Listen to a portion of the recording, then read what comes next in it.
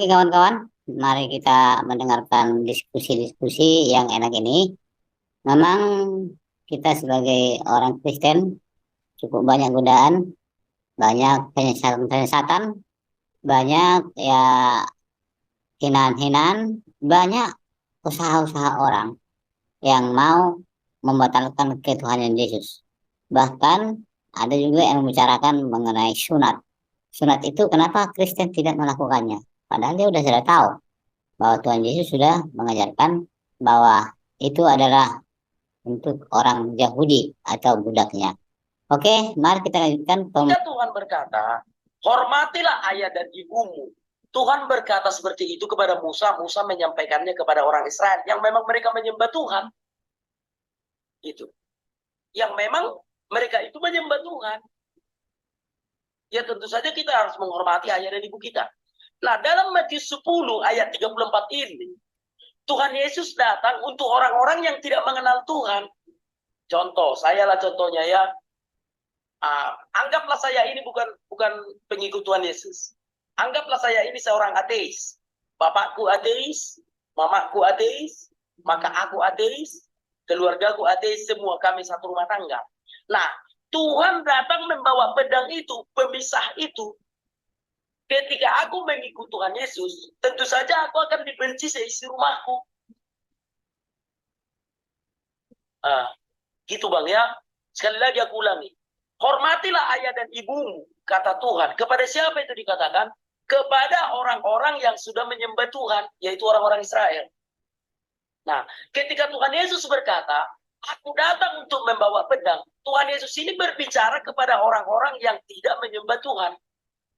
Anggaplah aku contohnya, andai aku ateis dan mamaku ateis, bapakku ateis, seluruh keluargaku ateis. Nah, Tuhan berkata, oke, ketika kami satu keluarga ateis, maka kami hidup damai. Karena kami sama-sama ateis. Kan begitu, tidak percaya Tuhan. Maka Tuhan Yesus datang, anak Batak, aku membawa pedang untukmu. Untuk memisahkan aku dengan keluargaku itu, agar aku mengikut Yesus, dan meninggalkan keluargaku ini yang ateis. Jadi tergantung sebab musabab firman Tuhan itu, pada saat kapan firman Tuhan itu, dan kepada siapa firman Tuhan itu diucapkannya. Ya, Tuhan Yesus membawa pedang bagi orang-orang yang tidak percaya kepada Tuhan Yesus. Dan itu terbukti.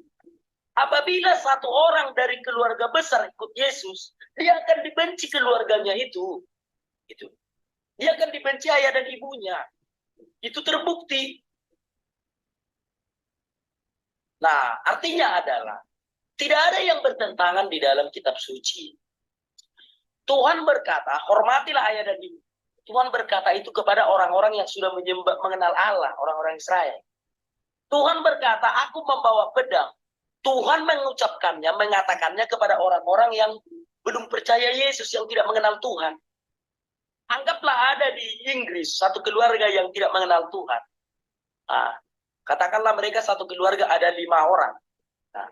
Tuhan Yesus datang berkata kepada satu orang, aku datang membawa pedang. Oke, ketika kau belum mengenal aku, keluargamu damai-damai saja. Tetapi demi keselamatanmu, kau mengikut aku. Dan kau akan dibenci keluargamu. Itulah maksudnya Tuhan Yesus datang membawa pedang atau pemisah. Gitu. Nah, gitu Bang. Itu yang bisa aku jawab Bang. Silakan Bang. Oke. Jawabannya itu tadi. Salah kan? Ya. Berarti dengan seperti itu tadi jawabannya, dengan jawaban seperti itu tadi, kami orang-orang awam ini yang paling nggak ngerti-ngerti kali mengenai bahasa kitab ini, ada juga ngerti hal kitab ini, ya kan? Satu, yang pertama, berarti ini ditujukan untuk yang belum bertobat, ya. Dua, untuk yang sudah bertobat. Iya.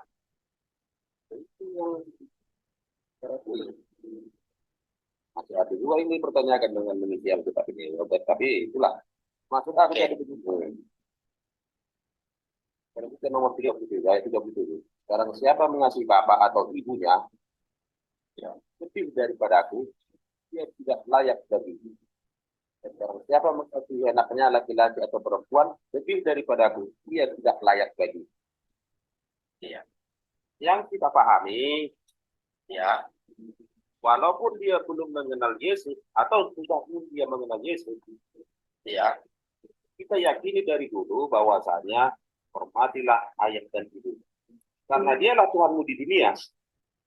Ya. Tuhan Yesus itu tidak kita kenal, tapi orang tua kita wajib kita kenal. Kan itu bertentangan dengan kalimat ini tadi. Ayat 37 ini. Bagaimana pendapatmu mengenai itu? Ini Oke. Sudah aku jelaskan tadi, Bang. Sudah aku jelaskan tadi ya. Sebentar ya. Tadi kan sudah aku jelaskan itu, Bang. Barang siapa tidak memikul salibnya dan mengikut aku, ia tidak akan layak bagiku. Jangan dipotong, Bang. Ayat 38-nya dibaca juga. Ini orang yang belum mengikut Yesus. Firman Tuhan ini ditujukan kepada orang yang belum mengikut Yesus. Ayat 37. Barang siapa mengasihi bapa dan ibunya lebih daripadaku, ia tidak layak bagiku. Dan barang siapa mengasihi anaknya laki-laki atau perempuan lebih daripadaku, ia tidak layak bagiku. Ayat 38, jangan salah. Ayat 38, nggak bisa dipotong. Barang siapa tidak memikul salibnya dan mengikut aku, ia tidak layak bagiku.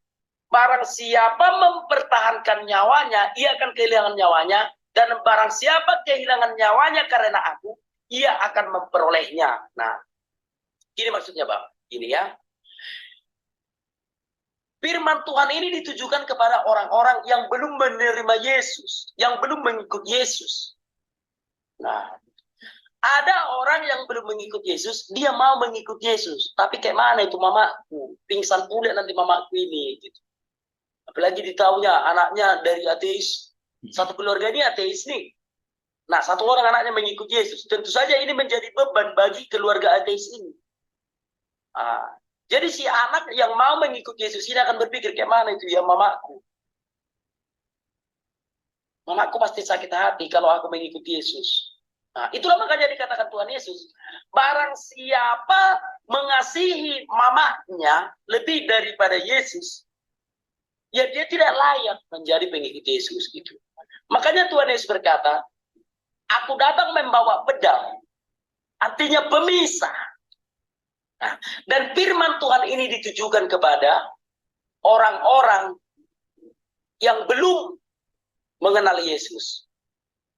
Firman Tuhan yang berkata, hormatilah ayah dan ibumu.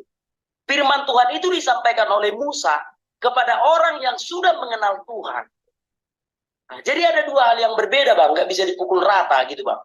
Silakan, Bang. Mungkin itu yang bisa aku jawab, Bang. oke. Jadi kenapa kita harus bedakan? Isi dalam semua dalam Alkitab ini. Ya. Oke.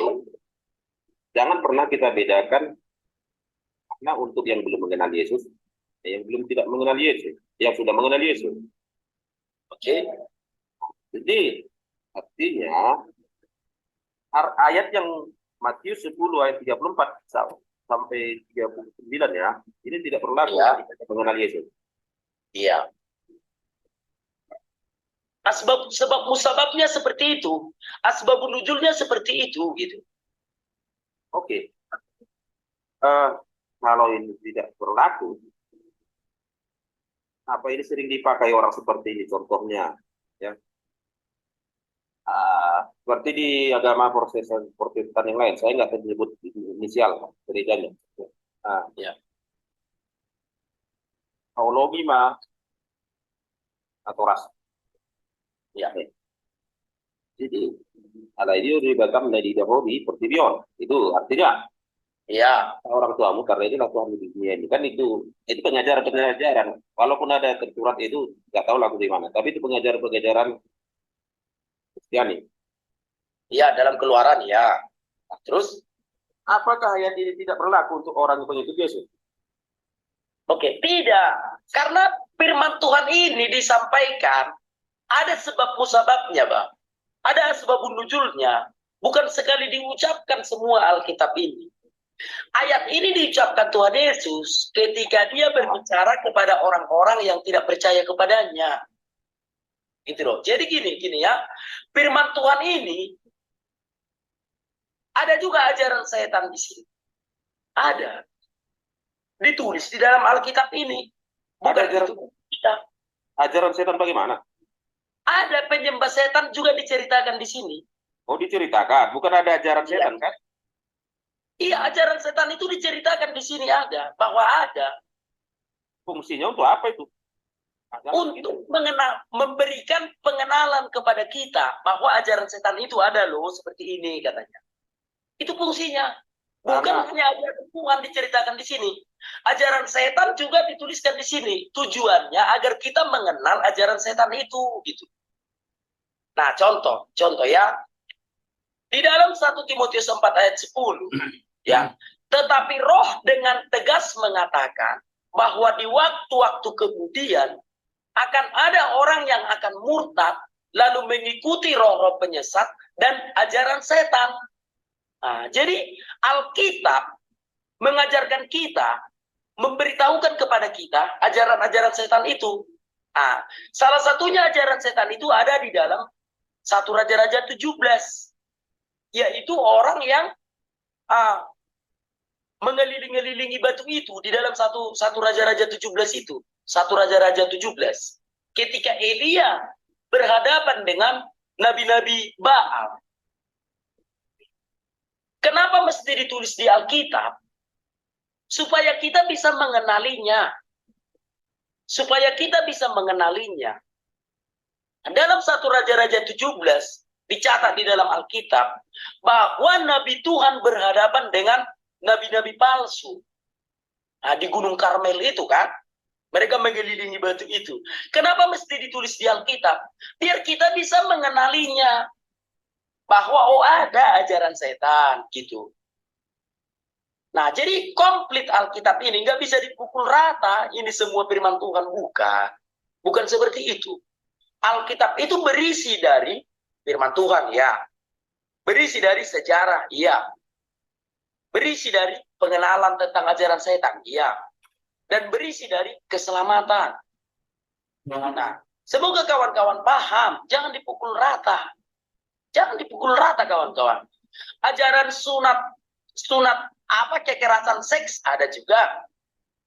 Contoh di dalam Kejadian 34. Itulah sunat bagi orang-orang penjahat kelamin. Dalam Kejadian 34 itu. Orang yang sudah dewasa disunat di dalam iman kekristenan adalah sunat penjahat kelamin. Dalam Kejadian 34. Sunat yang benar itu umur 8 hari. Kalau ada yang disunat sudah berumur bertahun-tahun umurnya sudah disunat lagi, ya di dalam iman kita itu sunat bagi penjahat kelamin. Dalam Kejadian 34. Baca aja lah dalam Kejadian 34. Kenapa mesti itu dicatatkan di dalam kitab suci? Agar kita mengenali mana ajaran yang baik dan mana ajaran yang sesat, gitu. Gitu, Bang. Jadi jangan dipukul rata, ini semua firman Tuhan, bukan seperti itu. Contoh dalam hal masalah sunat. Kita kan orang Kristen ada yang sok-sokan sunat kan? Ada dong. Nah, aku mau sampaikan, sunat yang benar itu umur 8 hari. Umur 8 hari lah sunat yang benar itu. Sunat yang lewat dari umur 8 hari atau sudah besar atau sudah sekolah baru disunat, itu sunat penjahat kelamin. Bacalah Kejadian 34. Kalau kawan-kawan tidak percaya, bacalah Kejadian 34. Orang yang sudah besar disunat itu sunatnya hemor. Hemor ini ya penjahat pemerkosa. Nah, gitu.